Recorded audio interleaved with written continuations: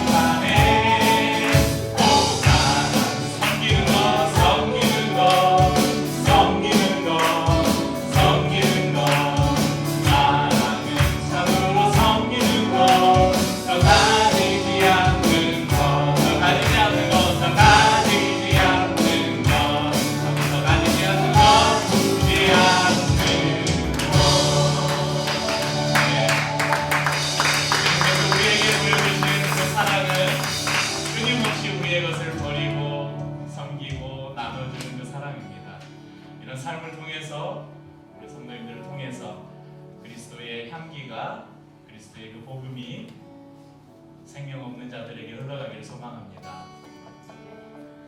너는 그리스도의 향기라, 너는 그리스도의 편지라,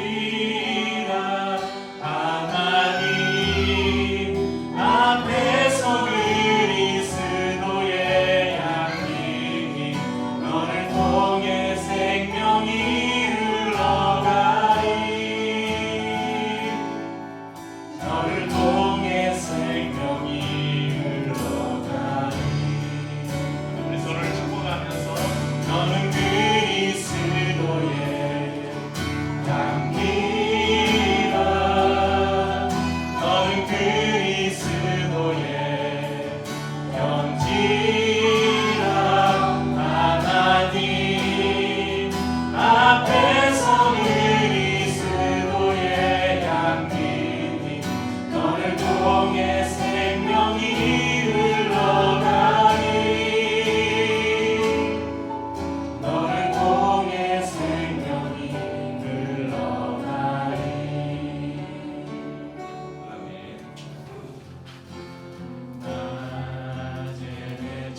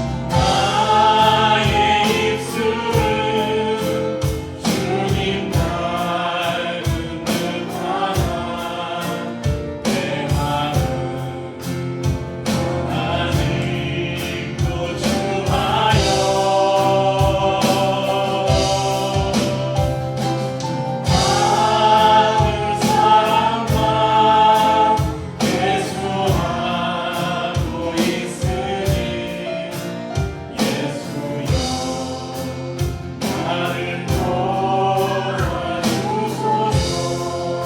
아들 사랑만 회수하고 있으니 아들 사랑만 회수하고 있으니 예수여 나를 도와주소서.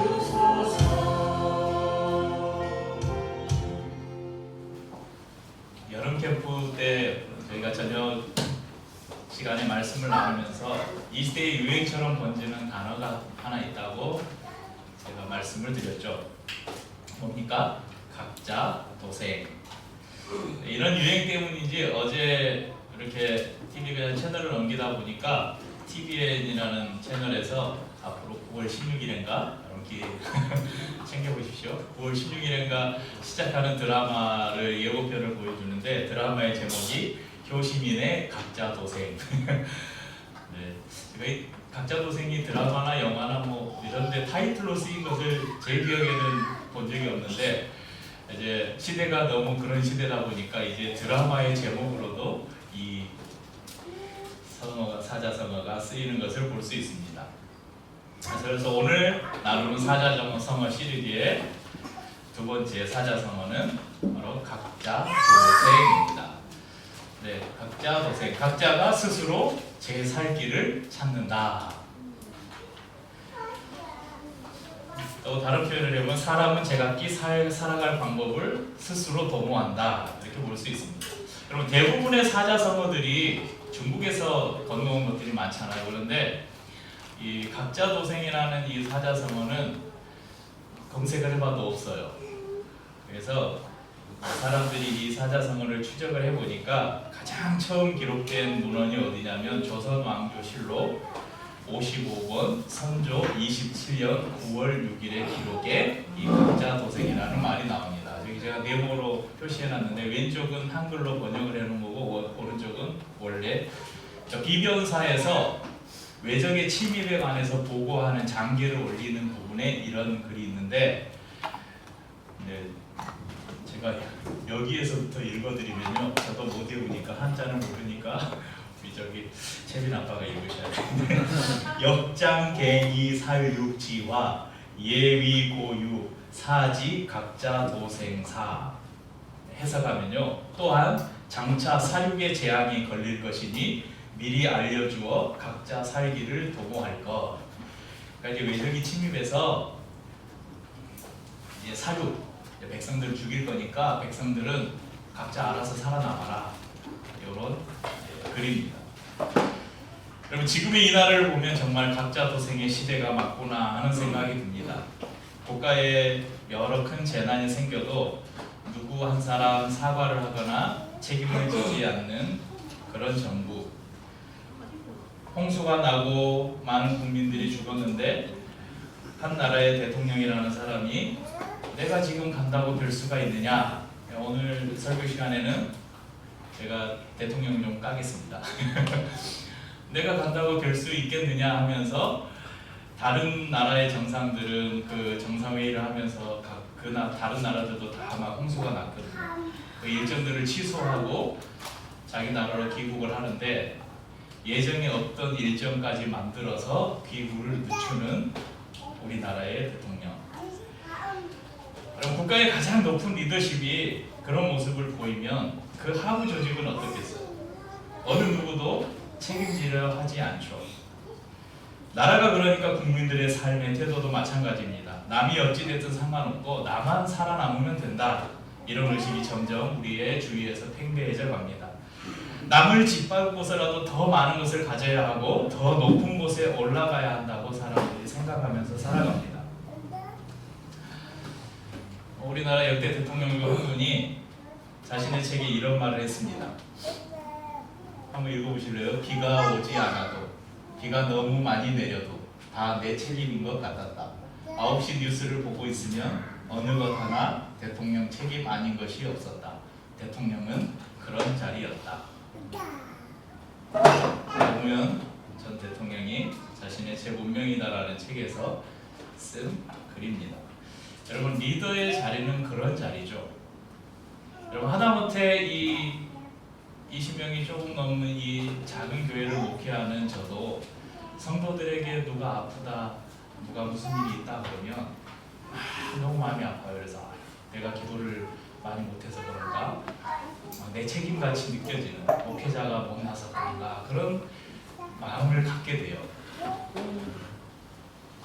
그런데 지금 이 시대가 어떻습니까? 서로 책임을 지려고 하지 않아요. 다른 사람의 여러 아픔과 문제들에 대해서 외면해요. 그럼 한때 많은 사람들이 자동차 뒷유리에 붙이고 다녔던 스티커가 하나 있어요. 한번 보시겠어요? 읽어보세요.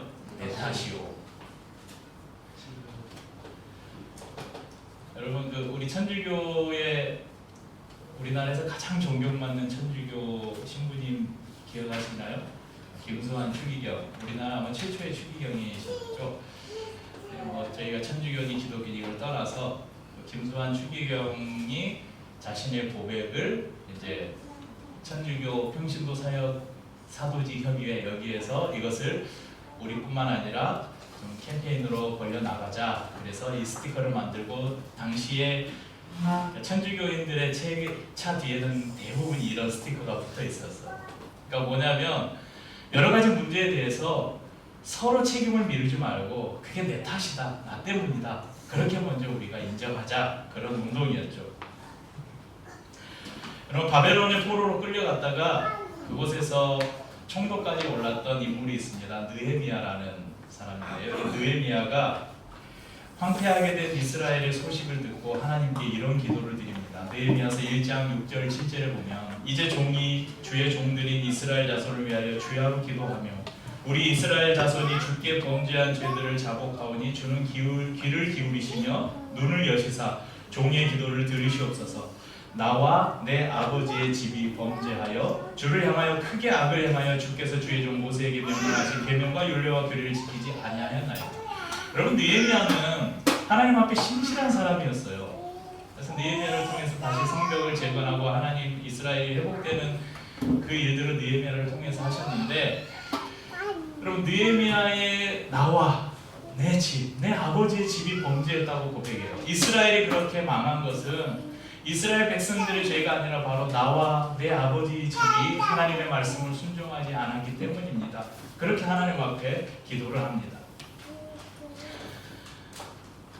자신의 역할과 책임을 회피하면서 타인을 돌아보지 않고 각자 알아서 제 살 길을 찾으라, 각자 도생하라고 외치는 이 시대에 하나님께서는 우리에게 말씀하십니다. 이 시대에 일어나는 모든 문제에 대해서 책임 없는 성도는 없다. 모든 성도들은 그에 대한 책임을 가지고 있다라고 우리에게 말씀합니다. 에스겔서 22장 30절 31절에 보면 이런 말씀이 있습니다. 이 땅을 위하여 성을 쌓으며 성 무너진 데를 막아서서 나로 하여금 멸하지 못하게 할 사람을 내가 그 가운데에서 찾다가 찾지 못하였으므로 내가 내 분노를 그들 위에 쏟으며 내 진노의 불로 멸하여 그들 행위대로 그들 머리 위에 보응하였느니라. 주 여호와의 말씀이니라. 에스겔 선지자를 통해서 이스라엘 백성들을 이제 벌하실 하나님께서 하나님의 예언의 말씀인데, 이 30절에서 조금 더 앞에 가보면요, 25절에 이렇게 기록합니다. 그 가운데에서 선지자들의 반역함이 우는 사자가 음식물을 움킴 같았도다. 26절에는요, 그 제사장들은 내 율법을 범하였으며 나의 성물을 더럽혔으며, 27절에는 그 가운데 그 고관들은 음식물을 삼키는 일이 같아서 불의한 이익을 얻으려고 피를 흘려 영혼을 멸하거든. 29절에는 이 땅 백성은 포악하고 강탈을 일삼고 가난하고 궁핍한 자를 압제하고 나그네를 부당하게 학대하였으므로. 여러분, 이스라엘의 지금 상황이 이런 상황이에요. 제일 먼저 누구 나오면 선지자, 제사장, 고관들이 누구예요? 정치 지도자들. 그 다음에 백성 하나하나까지 완전히 부패했다는 것입니다. 그래서 모든 계층의 모든 사람들이 부패해서 하나님의 진노를 내리려고 하는데 그 진노를 누군가 막아서서 하나님 안 됩니다 하고 하나님의 진노를 막아설 사람을 하나님이 찾다가 찾지 못해서 내가 이스라엘을 내가 멸망시키겠다, 이렇게 말씀하는 것이죠. 지금 한국교회와 한국사회는 마치 폐역한 이스라엘의 전철을 밟아가고 있는 것이 아닌지 그런 걱정이 듭니다. 그러면 이 시대에 우리에게 필요한 것이 무엇일까? 오늘 또 하나의 사자성어를 소개해 드리려고 합니다. 정확히 말하자면 사자성어는 아니고 여러분 국어사전에 나오는 단어입니다. 네 음절로 된 단어, 공존, 동생. 한자만 봐도 여러분 실력이면 충분히 해석을 할 수 있겠죠. 함께 생존하고 함께 살아나간다. 여러분, 우리 그리스도인들은 각자 도생의 시대에 공존 동생을 외쳐야 합니다. 어느 누구도 홀로 존재할 수 있는 사람은 없습니다. 함께하는 것이 바로 창조의 원리죠. 하나님께서 함께 하시는 하나님이고 그 하나님의 형상을 따라서 인간을 창조하셨습니다. 그럼 하나님께서 모든 만물을 창조하시고 보시기 좋았다 그랬잖아요. 그런데 한 가지 하나님이 보기 좋지 않았던 게 있었어요. 창세기 2장 18절에 보면 여호와 하나님이 이르시되 사람이 혼자 사는 것이 좋지 아니하니 내가 그를 위하여 돕는 뱃비를 지으리라 하십니다. 그리고 하나님께서 하와를 만드시고 함께 하게 하셨다. 모든 사람은 홀로 존재할 수 없습니다. 함께하는 존재입니다. 그래서 각자 살아남으라는 시대 속에서 우리는 함께 살아남아야 된다. 그렇게 외쳐야 합니다. 오늘 나누는 말씀의 부분인 사도행전 2장 말씀은 성경이 초대교회에 임한 후에 일어난 놀라운 부흥에 관한 기록입니다. 성도들은 사도들의 가르침 곧 하나님의 말씀을 듣고 성찬을 나누고 기도하기를 힘썼습니다. 물건을 서로 통용했다는 것은 대가가 없이 서로의 필요를 채워주었다는 것입니다. 자신의 재산과 소유를 팔아 필요한 사람들에게 나누어 주었고 날마다 교회에 모여 예배하고 흩어지면 집으로 돌아가서 식탁에 교제를 나누고 하나님을 찬양했습니다. 이런 모습들은 당시의 사회를 변화시키기에 충분했습니다. 여러분, 대각성 전도집회, 총동원 주일이냐 하는 특별한 날이 없어도 어깨에 띠를 띄우고 두르고 전도지를 들고 거리로 나가서 예수 믿으세요 하면서 전도지를 나누지 않아도 가가호 배를 누르면서 어느 교회에서 나왔습니다. 예수 믿으세요. 좋은 소식 들고 왔습니다. 이렇게 찾아가지 않아도 그리스도인들을 바라보는 사람들은 알 수 있었어요. 저들이 믿는 예수가 참으로 하나님의 아들이라는 것을 말입니다. 여러분, 당시 초대교회 성도들은 그들 자신이 걸어다니는 전도지였고 성도들의 삶을 통해서 보여지는 것이 바로 그 삶이 바로 전도 집회였습니다. 교회는 칭송을 받았고 성도들은 사회에 신뢰를 주었고 믿는 무리가 날마다 더해갔다고 성경은 기록하고 있습니다. 사도행전 3장에 보면 오늘 저희가 보면 그 다음 3장에 넘어가면 성전 미문에 앉아서 태어나면서부터 걷지 못하던 한 사람을 베드로가 고쳐주는 장면이 나옵니다. 그리고 이 베드로가 이 안전뱅이를 고쳐주면서 너를 걷게 하는 것은 예수 그리스도시다. 그렇게 이제 복음을 전하죠. 그때 4장 4절에 보면 이날 말씀을 들은 사람 중 믿는 자가 많았는데 몇 명이냐면 남자의 수가 5,000명이었다. 그 성경의 기록에는 숫자를 기록할 때 성인 남자만 숫자를 기록하거든요. 그러니까 남자의 수가 이날 예수를 믿은 사람이 몇 명이었다고요? 5,000명. 그러면 원래 그런 자리에 남자가 많아요, 여자가 많아요? 여자들이 많이 모이잖아요.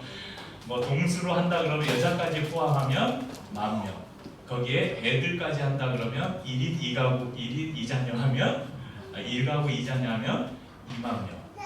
그러니까 한날 한시에 복음을 전하는데 최대 20,000명의 사람들이 회심하고 예수를 믿었다.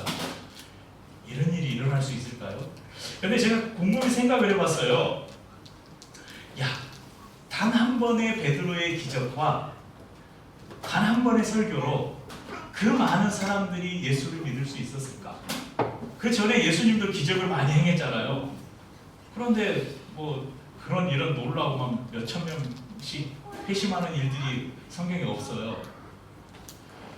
그러면 왜 어떻게 이런 일이 났을까? 제가 이제 좀 상상력을 동원해서 성경에 기록되지 않은 부분에 성경의 말씀을 벗어나지 않는 범위 안에서 이렇게 상상력을 동원해서 제가 좀 추측을 해보니까 이곳에 모인 사람들은 이미 베드로의 기적과 설교를 듣기 전에 변화된 그리스도인들의 삶을 보지 않았을까?